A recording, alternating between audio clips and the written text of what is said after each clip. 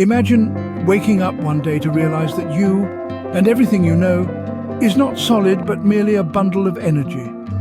This isn't the plot of a science fiction novel, but a concept deeply rooted in quantum physics.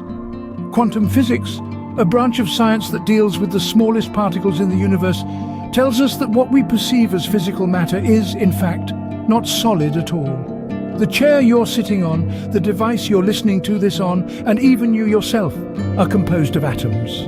These atoms are minuscule particles that make up everything in the universe. But let's delve deeper.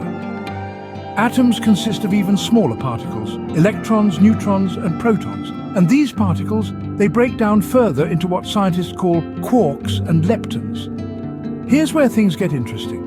Quarks and leptons, the building blocks of all matter, aren't tangible or solid. They are essentially points of pure energy, moving at incredible speeds. They possess no physical substance.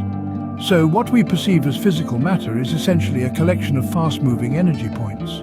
This understanding shifts the paradigm of our existence. At the very core of our being, there's no physical matter.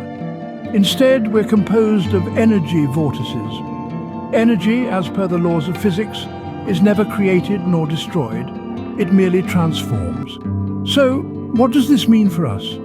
It implies that we're not transient physical entities, bound to perish after a finite lifespan. Instead, we are eternal energy beings, intrinsically interwoven with the fabric of the universe. The energy that makes up our bodies, our planet, and everything in the universe is conserved and eternal. So, the next time you look in the mirror, remember this. You're not just a physical being, but an eternal entity of energy, connected to everything in the universe. And that, dear listener, is the mind-bending reality of our existence as told by quantum physics.